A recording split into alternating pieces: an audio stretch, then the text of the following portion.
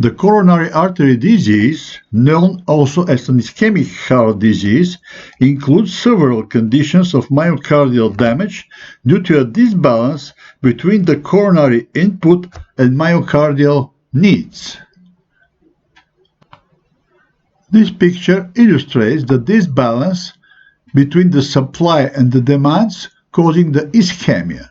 The demands may be either normal or increased due to change in contractility, heart rate, systolic wall stress, and the supply may vary. Usually it is decreasing by the changes observed into the coronary blood flow. Clinically, the ischemia may demonstrate as chronic form, chronic ischemic heart disease. This is the stable stenocardia or the stable angina pectoris. Stenocardia and angina pectoris are synonymous terms. There is also another chronic form known as silent stenocardia or asymptotic ischemia. The acute coronary artery disease may demonstrate as an acute coronary syndrome with or without elevation of the ST segment. These conditions include the unstable angina and the variant angina of Prince-Metal. Another chronic form, characterized by complete coronary occlusion and elevation of the ST segment, this is the acute myocardial infarction. The progress of the ischemic heart disease may cause sudden cardiac death. The main etiologic factor for the ischemic heart disease, this is the atherosclerosis of coronary arteries. It causes obstruction and decrease of the blood flow through the coronaries, thus generating ischemia into the myocardium. The basis of the genesis of atherosclerotic process is the endothelial dysfunction and changes in the composition of the blood, especially hyperlipidemia. These factors, together with inflammatory change into the vessels walls, coronary walls, will cause platelet aggregation, fibrin production, and plaque growth and the acute coronary syndrome. The pathogenesis of the atherosclerosis briefly. The factors mentioned, the endothelial dysfunction and the changed composition of the plasma, especially the excessive level of LDL, are the cause for the penetration of LDL into the wall of the coronary arteries. There, they'll be engulfed by macrophages, and the macrophage loaded with fat will be converted to a so-called foam cells. Foam cell, this is a cell loaded with fats. Another source of foam cells, this is the proliferating smooth muscle cells pool under the effect of the cytokines released by the activated resident T cells. So finally, two sources of foam cells, the smooth muscle cells and the macrophages loading with fat cells, accumulation of fat-containing cells and fatty streak. This streak will protrude into the lumen and thus to cause narrowing of the lumen. Initially, the accumulation is eccentric. However, later it becomes concentric and the lumen will decrease. This is the Glagov's remodeling of the coronary artery vessels. This picture illustrates the progress of the coronary atherosclerosis. A normal blood flow initially. The plaque is growing here. First decreased blood flow, later the plaques will complicate with formation of thrombi. Further, obstruction, and finally almost full total occlusion and blood flow absent. This is the progress of the atherosclerosis in a vessel. The steps of this process are presented here on this picture. The first 4 steps are due. The plaque is growing mainly due to lipid accumulation and later fibrosis and thrombus formation. The first stages are clinically silent, while the advanced accumulation, the formation of the atheroma and finally fibroatheroma will cause clinically overt disorder. These steps from 1 to 6 are illustrated here, are non-complicated to the complicated plaque with a thrombus. In addition to the atherosclerosis, other factors may also contribute to the ischemic heart disease pathogenesis. For example, the spasm of a coronary artery. It may be due to physical exercise, but most commonly it is due to smoking, stress states, disuse of cocaine, misuse of cocaine, exaggerated use of cocaine, and others. Embolism. This is a rare cause of the ischemic heart disease. Usually, the emboli originate from the vegetation in endocarditis and also intravascular thrombosis in heavy smokers. Finally, inherited congenital anomalies are the rarest cause. For example, a unique coronary artery or atresia, a closed coronary artery. Usually, the obstruction is observed into the anterior coronary branches. Here, this is the most common site of obstruction of an artery in ischemic heart disease.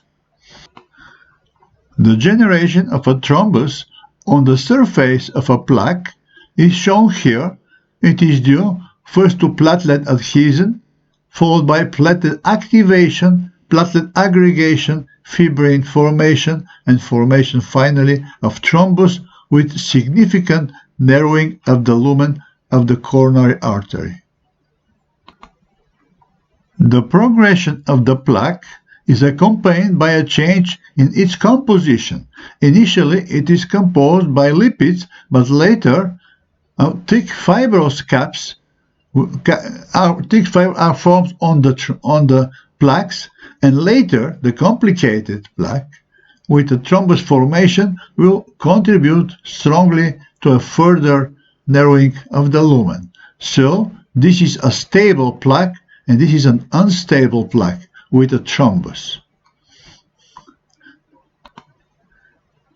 In advanced ischemic heart disease, in fact, the fibrous tissues fibrosis contributes for 68% of the composition of the plaque. Lipid core is contributed for 16%, and also calcification is observed.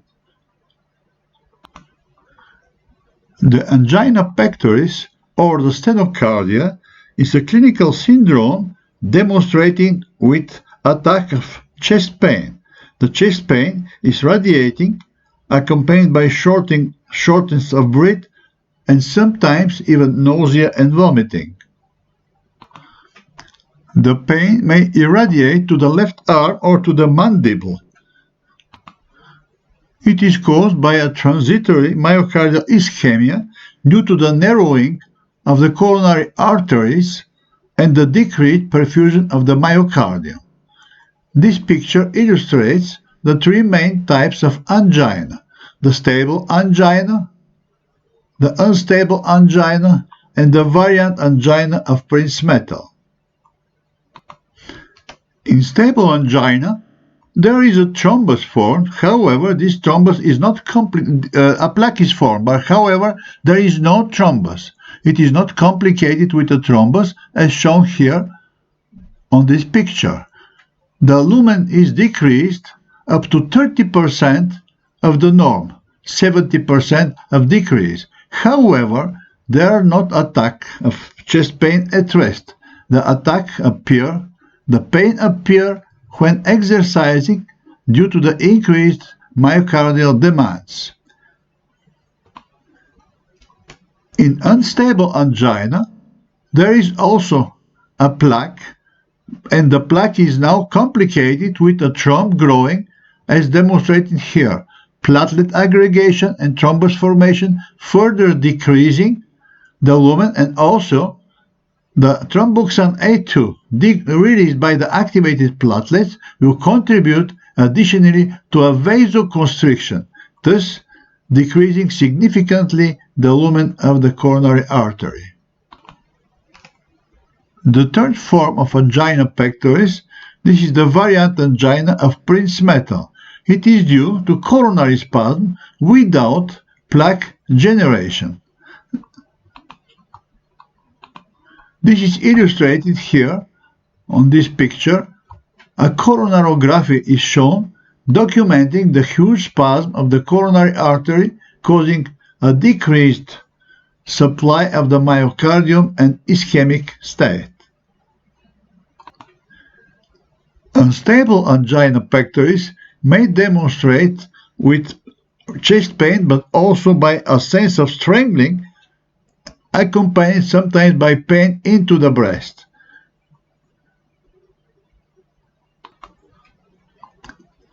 The pathogenesis of the chest pain is not yet fully elucidated. It is illustrated on this slide. As you can see, several compounds are suspected to participate into the generation of the pain, but especially the role of adenosine is now well known.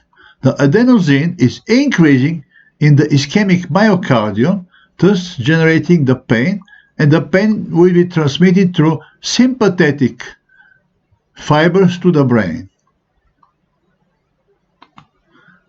As already mentioned, the decreased supply of the blood is caused by coronary changes, and especially the decrease in coronary blood flow by 70% is enough to cause the syndrome of angina pectoris.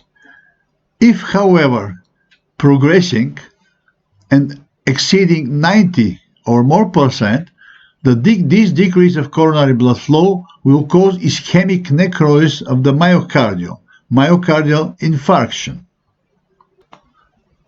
Statistical data from autopsies indicate a presence of severe coronary artery luminal narrowing in 95% of patients with infarction, mostly atherosclerotic plaques. 90% of these narrowings are due to atherosclerotic plaques generation and non-atherosclerotic narrowing and generation because of other plaques generation in just 5%. In these 90%, in 77%, a thrombus was superimposed, a complicated plaque was present, and in 13% of the patients, no superimposed recent thrombus was observed. So, the decreased coronary artery flow is the most important cause for the ischemia causing ischemic necrosis and myocardial infarction. This slide illustrates the ATP production into the cardiomyocytes under aerobic condition. As we can see, there is no accumulation of lactate because it is metabolized in the presence of enough oxygen.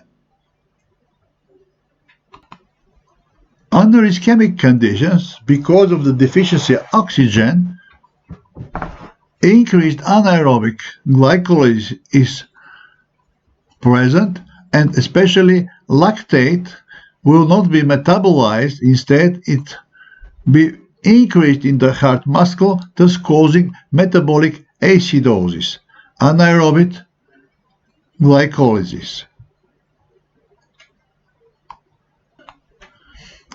The size of the necrotic area in myocardial infarction depends, of course, on the localization of the occlusion, also on the grade of the occlusion, incomplete or complete, on the presence of collaterals, on the myocardial demands, and of course on the duration of the occlusion.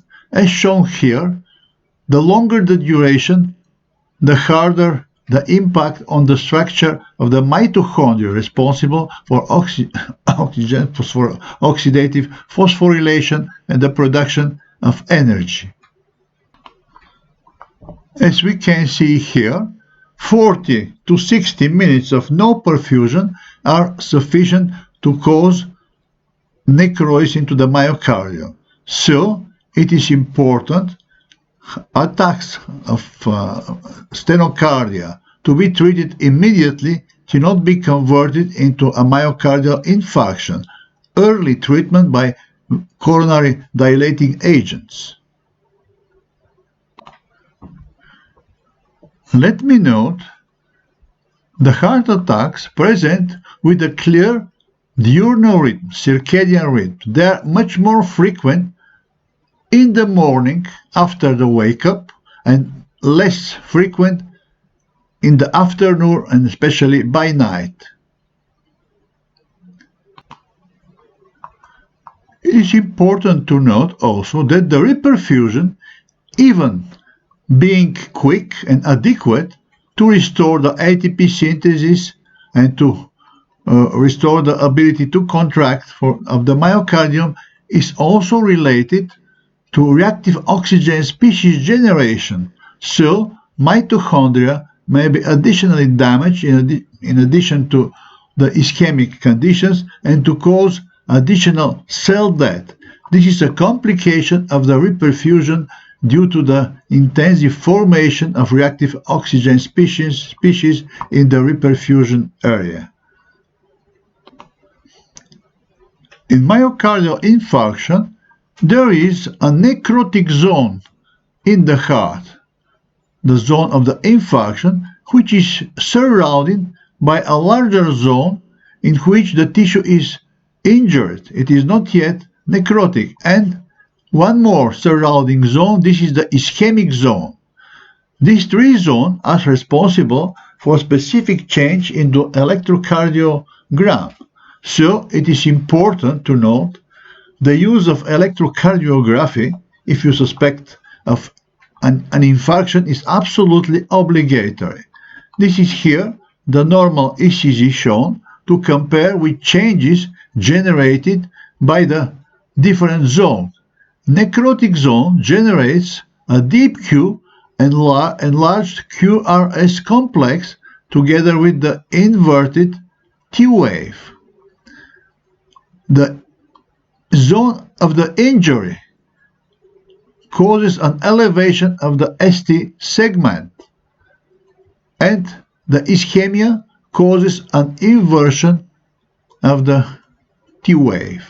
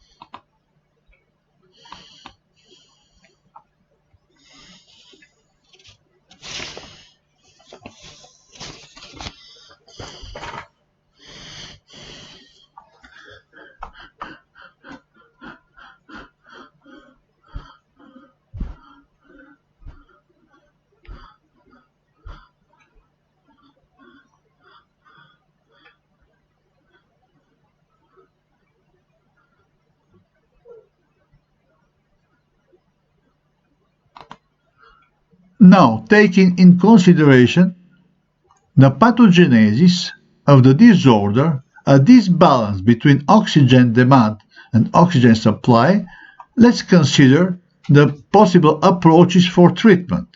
We have to make a choice to decrease the oxygen demands or to improve the oxygen supply, or both. To increase the coronary blood flow, we need to use vasodilators, thus increasing oxygen supply to myocardium, especially calcium antagonists, artery blockers, but also statins and antithrombotics acting to decrease the role of the atherogenesis in the generation of perfusion deficiency. The oxygen demands may be decreased by agents decreasing the contractility or the heart rate, for example, beta-adrenergic agonists, and eventually some calcium antagonists. Also, to decrease especially the afterload using calcium antagonists, artery blockers.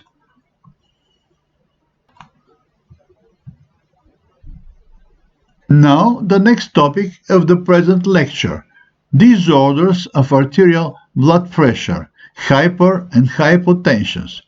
Let's first summarize how is the blood pressure maintained normally. It depends on two main factors, cardiac output and the peripheral resistance. The cardiac output is defined by the stroke volume and the heart rate, in other words, on the work of the heart, while the peripheral resistance will depend on either vascular structure or vascular function, mainly on the volemia, on the filling of the vascular system with blood, and on the caliber of vessels, depending on vasoconstriction, on vasodilation.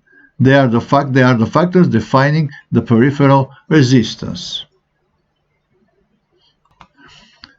The most common cause for the elevation of the peripheral resistance, this is the vasoconstriction.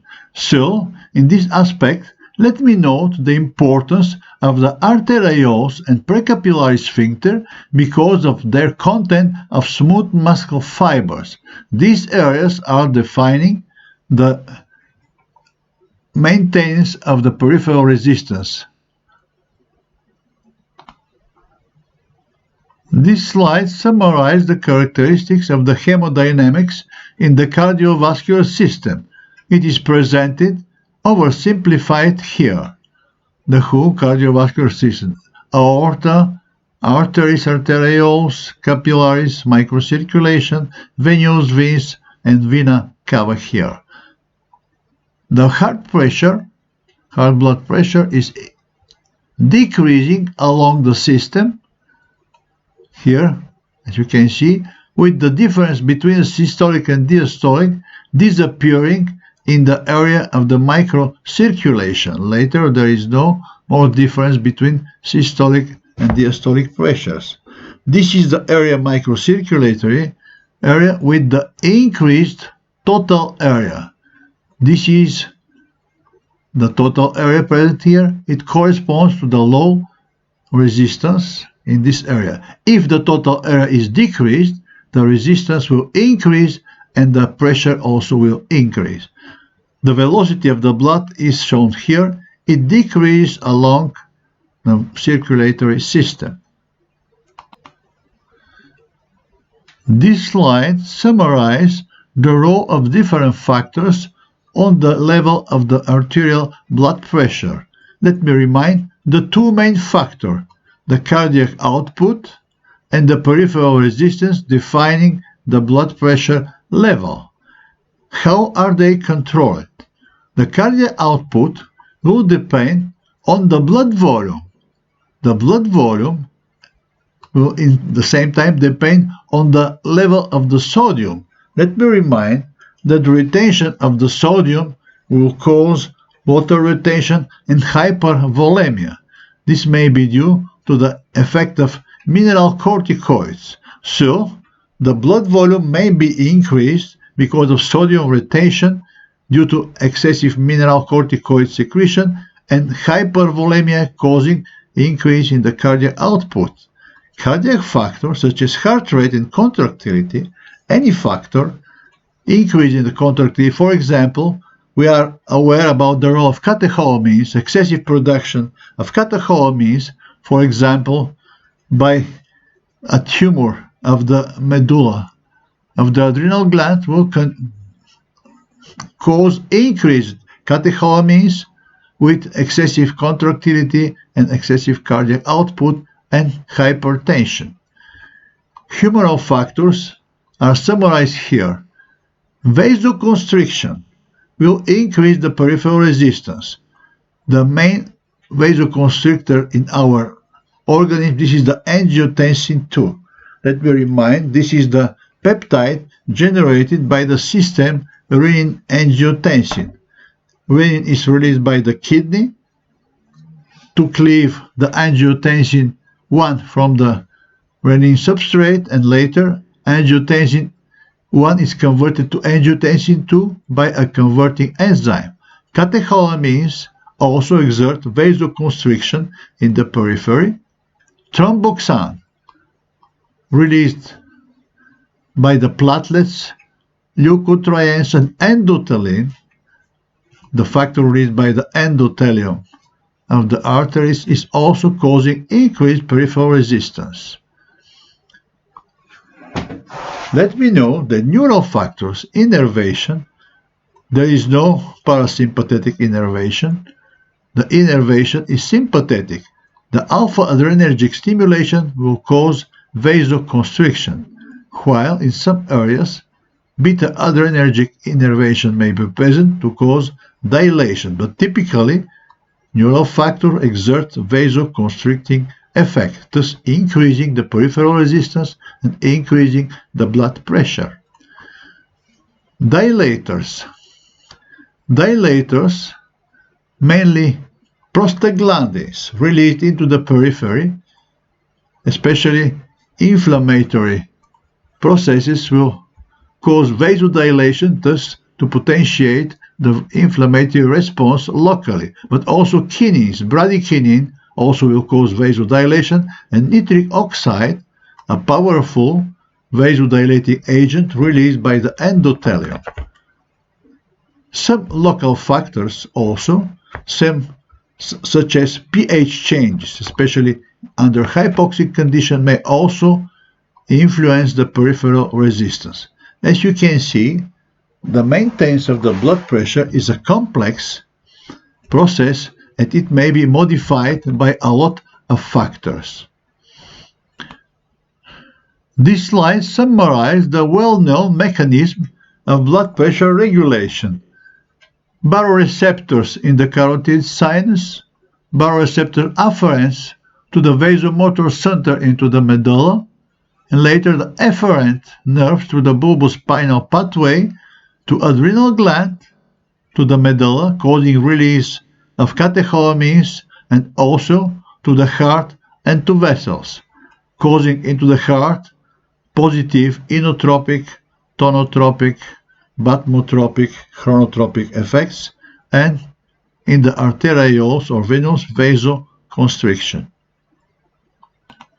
Let me remind also that the reflex regulation of the blood pressure is rapid. It includes seconds to minutes. Chemoreceptors, baroreceptors, and some other receptors in central nervous system ischemic response are responding within minutes to increase the blood pressure, while the long-term maintenance of the blood pressure depends on the maintenance of body fluids, renal function, and especially the functioning of the renin production, renin-angiotensin-aldosterone system, rapid and constant regulation of the blood pressure. Normally, systolic blood pressure varies between 100 and 140 millimeters mercury, while the diastolic pressure varies between 60 and 90 millimeters mercury. However, as we can see, an increase may be observed with aging. with some small difference between males and females, both in systolic and diastolic blood pressure and also in the heart rate. Age-dependent changes of the level of the blood pressure and heart rate. There are two clinical types of hypertension: primary hypertension and secondary hypertension. The etiology and the mechanism of the primary hypertension are not yet elucidated.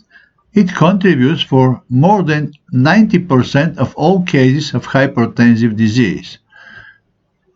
The secondary hypertension is a syndrome related to a secondary elevation of blood pressure accompanying other diseases. It contributes for less than 10% of the cases of hypertensive patients. The elevated blood pressure itself is not causing some defined change, signs or symptoms in the patients. That's why the elevated blood pressure is diagnosed in usually asymptomatic patients because of another cause, regular examination because of medical insurance, for example. That's why the disease may progress till causing complications, and the diagnosis will be identified after the appearance of severe complications. That's why it is known, the hypertension, as a silent killer. Anyway, some signs and symptoms may be present, such as headache, fatigue, dizziness. However, their rate, the incidence, is not differing as compared with the appearance of the same signs and symptoms in normotensive patients. They are not specific. Thus, you have to check regularly the blood pressure of your patients and to reassess regularly. For example, in 5 years. This is done in patients with normal blood pressure, with levels below the borderline, 140 to 90 systolic diastolic. If marginal, however, the values near the borderline, you have to check these patients more frequently, for example, yearly. And don't forget, you have to take into consideration a specific characteristic of some patients. They are known as hyperreactors. They demonstrate increase of the blood pressure when measuring in the presence of a doctor, in the doctor's office. So, the remaining time they are fully normal. To obviate such an error, to qualify such a change as hypertensive disorder, you have to check the blood pressure by using ambulatory monitors, the so-called Holters. This is a portable recording device which is recording the blood pressure in the absence of the physician. So, it will demonstrate the absence of elevation during the nictemeron during the day and night in these normal patients. Anyway, the hyperreactors should be checked every year because they are at risk to develop a true hypertension later.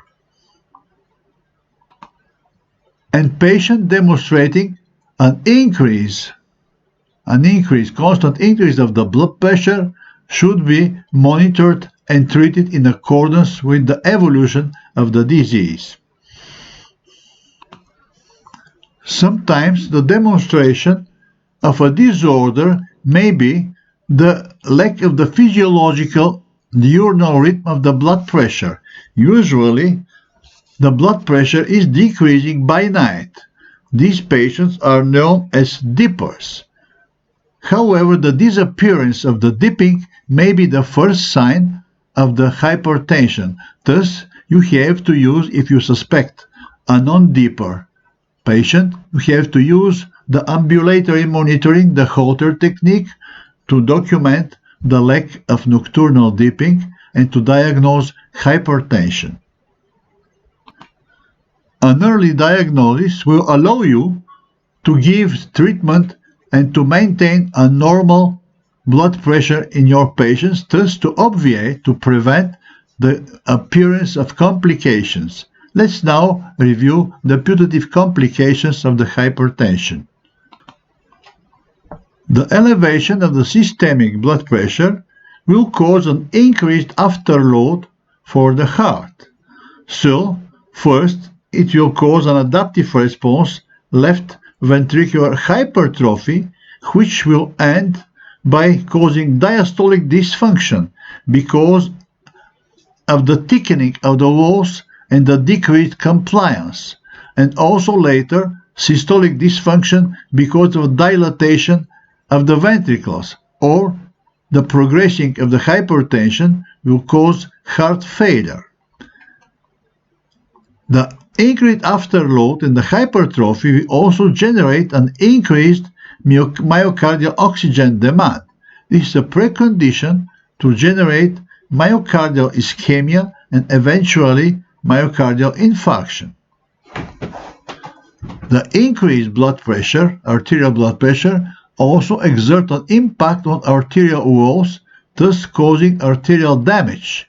First, this will cause acceleration of the atherosclerosis because of the damage of the endothelium, endothelial dysfunction, and the atherosclerosis will affect first, of course, coronary vessels, thus decreasing the myocardial perfusion and oxygen supply and creating a big risk for myocardial ischemia and infarction.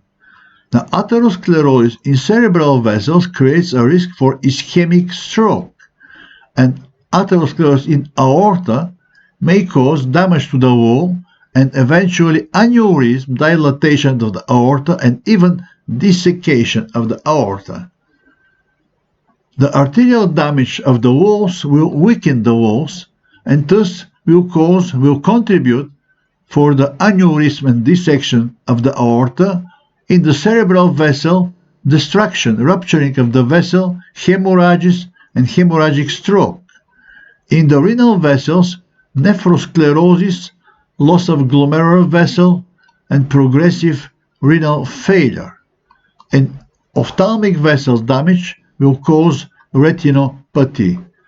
As you can see, a lot of complication, and our goal is to achieve an early diagnosis to treat effectively and to prevent all these complications. Now, the secondary hypertensions. As already mentioned, they are relatively rare. They collectively contribute for less than 10% of all hypertension cases. First, let me note the coarctation of the aorta. It represents a congenital narrowing of the aorta, thus increasing the peripheral resistance into the aorta and increasing the afterload to cause hypertension. In some patients, rarely, there is an increased salt sensitivity, especially in people practicing high salt intake.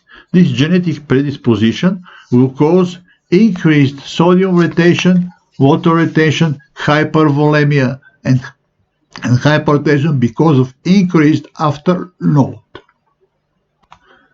Some renal abnormalities also may generate hypertension. For example, the atherosclerosis of the renal artery, thus causing narrowing of the artery and hypoperfusion of the kidney. The same state is produced by fibromuscular dysplasia of the renal artery. The decreased perfusion of the kidney will stimulate the renin secretion by the kidney and the formation of angiotensin II, acting on angiotensin receptors and to cause vasoconstriction and to increase the blood pressure. This is illustrated on the next slide. The reduced renal blood flow stimulates the renin release, increases the angiotensin II formation, and causes systemic vasoconstriction, thus increasing the blood pressure. This hypertension is known as high renin hypertension because of the excessive release of renin, it may be treated by using the inhibitors of the angiotensin 1 conversion. Angiotensin converting enzyme inhibitors will prevent the generation of angiotensin 2 and the vasoconstriction. In another case of renal hypertension, the hypertension may be generated by another pathogenetic mechanism. For example, in chronic glomerulonephritis and loss of parenchymal tissue, the decreased function of the kidney will cause sodium retention, and as a consequence, water retention, hypervolemia, increased blood volume, and hypertension because of the increased peripheral resistance. This type of hypertension is not related to excessive renin production. Instead, the hypervolemia will suppress the renin production. So, this is a case of low renin hypertension. It cannot be treated by using angiotensin converting enzyme inhibitors. They are useless. Instead, we have to decrease the blood volume using diuretics. There is also a rare case of renal disorder, the so-called Little syndrome, in which because of genetical damage, there is an increased renal sodium reabsorption. So, as a consequence, sodium retention and hypervolemia causing hypertension. The Little syndrome causes hypertension. Hypertension is also observed in some women taking the so-called anti-baby pills, hormonal preparation preventing the pregnancy. However, in some women, the angiotensinogen formation, the renin substrate, is strongly stimulated, so there is an excessive formation of angiotensin 2 and hypertensive response. The angiotensinogen formation into the liver is stimulated by anti-baby pills. This is the so-called pill hypertension in women. Hypertension may be produced also secondarily because of adrenal gland disorders. For example, mineralocorticoid excess. This is the primary hyperaldosteronism, most commonly due to a tumor of zona glomerulosa producing the aldosterone. The increased level of aldosterone, this is the characteristic of the Cone syndrome, will cause increased sodium retention and as a consequence fluid retention, the hypervolemia, expansion of the extracellular fluid volume, increased plasma volume, and hypervolemia with increased cardiac output and hypertension. In addition, because of the interaction with the other regulatory factors, increased vascular smooth muscle contractions will be observed together with vasoconstriction and increase of the peripheral resistance, contributing also to the hypertension. However, the main effect remaining into the pathogenesis, this is the fluid retention and the hypervolemia causing the increased heart output. Hypertension in Cone syndrome, excessive production of aldosterone, hyperaldosteronism. In another adrenal disorder, there is also secondary hypertension. For example, in Cushing syndrome. Cushing syndrome is characterized by hypercortisolemia, as shown here. As you know from the physiological course, the cortisol is responsible for the maintenance of the vascular reactivity to vasoconstrictors, especially to catecholamines. So, if increased the level of the cortisol, increased reactivity to vasoconstrictors will cause massive vasoconstriction with increased total peripheral resistance and hypertension. And in addition, the excessive level of cortisol will allow the cortisol to bind to mineralocorticoid receptor and to cause water rotation, hypervolemia, increased plasma volume, increased cardiac output, and to contribute to hypertension. Despite the low affinity of the glucocorticoid hormone cortisol, at high concentration it will bind also to mineralocorticoid receptors and to cause increase of the extracellular fluid because of sodium and water retention and hypertension. This is the mechanism of the secondary hypertension in Cushing syndrome due to the hypercortisolemia.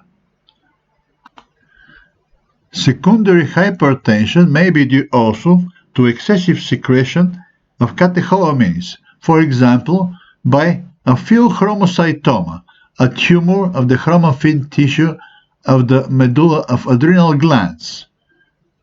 However, because of the presence of a chromaffin tissue outside of the medulla of the adrenal glands, sometimes extra-adrenal pheochromocytoma may also be present. It is characterized by excessive production of catecholamines. It secretes noradrenaline or adrenaline or both. When noradrenaline is secreted, a sustained hypertensive response is achieved with paroxysm, elevation at extremely high levels of the systolic and diastolic blood pressure. The paroxysmal elevations of the blood pressure in pheochromocytoma patients are accompanied by headache, palpitation, and abundant sweating due to the excessive level of catecholamines. This slide summarizes the approaches for treatment in accordance with the pathogenesis of the corresponding type of hypertension. For example, blocking of the vasomotor centers or sympathetic nerve terminals release, receptors in vessels and vascular smooth muscle receptors especially, or preparation actins to the kidney, blockers of the angiotensin converting enzyme as already mentioned. We are now going to discuss the disorders characterized by decreases of blood pressure, the hypotensions.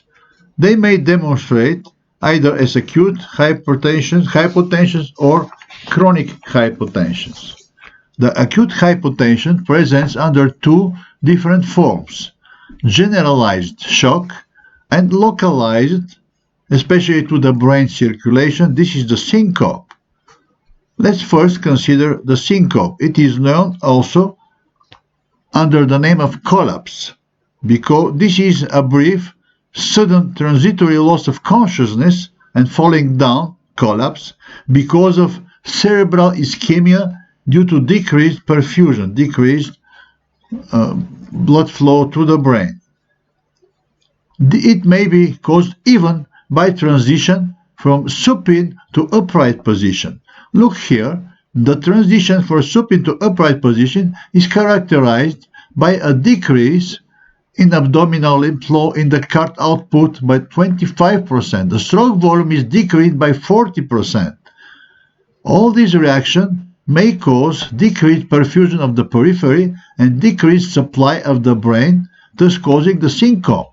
However, normally these changes are very rapidly corrected within seconds by the corresponding autonomic reflexes. However, in some people, the deficiency of the autonomic reflexes may cause an orthostatic syncope when the transition, especially from supine to upright position, is rapid. This may cause a syncope. Syncope may be caused also by emotional stress, by an unpleasant environmental, by painful manipulations, by starvation, sleep deficiency, and overtiredness. In any cases, there is a decrease in the perfusion pressure through the brain. This slide summarizes the mechanisms of hypotension two main group of causes: cardiac mechanism and vascular mechanisms. The vascular mechanism including vasodilation or obstruction, and the cardiac changes, especially the low output, may be due to hemodynamic changes because of arrhythmias or structural disease, valve damage, ischemic heart disease with decreased contractility, and so on. And also hypovolemia because of hemorrhage, loss of fluid because of diarrhea, dehydration, and drugs, diuretics. All these causes will cause hypotension. The acute form of hypotension, the general hypotension, is known as shock. Shock represents an abnormality of the circulatory system in which there is an inadequate tissue perfusion due to a relatively or absolutely inadequate cardiac output and supply of blood to the tissues. There are four main causes. First, inadequate volume of blood to fill the vascular system. This is the hypovolemic shock. Or increased size of the vascular system because of vasodilation, for example, into the venous system. Thus, there is no normal volume, blood volume, into the arterial portion. This is the distributive shock. Another type of shock, this is the inadequate output of the heart because of myocardial abnormality. This is the cardiogenic shock. And finally, inadequate cardiac output as a result of obstruction of blood flow into the lungs or into the heart. This is the obstructive shock. Let's now start the discussion with the hypovolemic shock. Main causes of hypovolemic shock are the hemorrhage and dehydration. Hemorrhagic shock is especially the more severe form, and it is sometimes considered as a different type of shock. Hypovolemia may be due, as already mentioned, to hemorrhage or to severe dehydration because, for example, of fluid losses, vomiting, diarrhea, but also to burns, loss of plasma, plasmorrhagia from burn surfaces. Surgical trauma also may contribute to hypovolemia. Traumatic, battle accidents, crash syndrome also may contribute to the hypovolemia. The main change in the hypovolemia, this is the decreased blood volume and the decreased preload to the heart. As a consequence, due to hypovolemia, blood pressure is decreasing. The decreased preload to the heart will cause a decrease into the heart output because of decreased stroke volume, and as a consequence, decreased perfusion to the periphery, decreased supply of all organs into the body. This is a generalized circulation disorder. The patients with hypovolemic shock are pale. Their skin is cold and clammy. They report intensive thirst and oliguria. Hypotension, as already mentioned, is also observed. A compensatory response observed, this is the tachycardia. A rapid steady pulse, pulsus filiformis, is observed, and also another adaptive response, this is the tachypnea observed in these patients. Other compensatory responses to hypovolemic shock activated by the hypovolemia are the vasoconstrictions of both arterial and venous vessels, the increased production of some hormones such as vasopressin, glucocorticoids, renin and angiotensin, and also erythropoietin. These are the compensatory responses to hypovolemic shock. Sometimes the shock turns to be irreversible. This is the so-called refractory shock. Even the blood volume is returned to normal, the cardiac output remains depressed, and the patient will die because of no response to vasopressor drugs. This is the refractory severe hypovolemic shock. The second type of shock, this is the distributive shock. It may demonstrate most commonly as anaphylactic shock or septic shock. In anaphylaxis, there is an increased release of histamine, thus causing vasodilation, especially venous vasodilation, and sequestrating the fluid, the blood, into the venous circulation because of decreased peripheral vascular resistance, a huge decrease caused by the venodilation as a result of release of histamine in anaphylactic shock. So, the sequestration into the venous portion of circulation will cause a decreased blood pressure into the arterial section and decreased cardiac output, stroke volume, and decreased perfusion of the periphery. This is the case of distributive shock. A similar picture is produced in sepsis, a redistribution, especially sequestration of fluid outside of the arterial system. It may be combined, the septic shock, with some components of cardiogenic shock, as I will discuss a little bit later. Also, neurogenic shock, not presented here, may cause a huge peripheral vascular resistance and to cause a redistribution with decreased blood pressure and hypoperfusion of the periphery. The third type of shock, this is the cardiogenic shock. It represents an impairment of pumping function, thus causing decreased blood pressure, decreased cardiac output because of decreased stroke volume, and decreased afterload of the heart. Typically, the cardiogenic shock is due to an extensive myocardial infarction with loss of cardiomyocyte, necrosis of cardiomyocyte. Less commonly, it is due to other disease, decreasing the ventricular function. In this case, a congestion of lungs and viscera is observed due to the failure of heart to put all the venous blood returning to it. This is the characteristic congestion of the lungs and lung edema in cardiogenic shock. Mortality rate in cardiogenic shock is extremely high. It exceeds 60% and may achieve 90% mortality rate.